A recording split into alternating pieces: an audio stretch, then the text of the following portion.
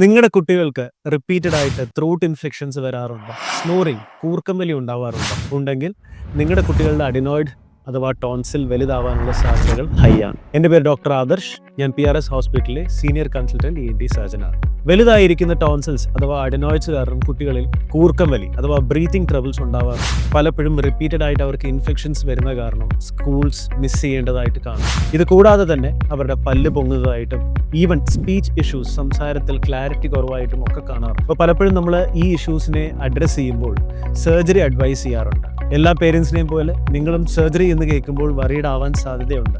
അതിനുള്ളൊരു സൊല്യൂഷനാണ് ഞാനിവിടെ പറയുന്നത്. നമ്മൾക്ക് ടോൺസിൽ സർജറി ചെയ്യുമ്പോൾ ബാഹ്യമായ മുറിവുകളൊന്നും ഇല്ലാതെ വളരെ കുറച്ച് ബ്ലീഡിങ്ങോട് കൂടിയിട്ട് ചെയ്യാൻ പറ്റുന്ന ഒരു സർജറിയാണ് കോബ്ലേറ്റർ അസിസ്റ്റഡ് ടോൺസിലെക്ടമി. കോബ്ലേറ്റർ എന്ന് പറയുന്ന ഒരു ഇൻസ്ട്രുമെൻ്റ് ഉപയോഗിച്ച് വളരെ കുറഞ്ഞ രക്തസ്രാവം ഉണ്ടാകുന്ന രീതിയിൽ നമുക്ക് ടോൺസിലെക്ടമി ചെയ്യാവുന്നതാണ്. ഈ കേസിൽ നമ്മൾ കോബ്ലേറ്റർ എന്ന് പറയുന്ന ഇൻസ്ട്രുമെൻ്റ് യൂസ് ചെയ്യുമ്പോൾ വളരെ നേർത്ത രീതിയിലുള്ള ചൂടേ അത് ആ ഇൻസ്ട്രുമെൻ്റ് പുറപ്പെടുവിക്കുന്നുള്ളൂ.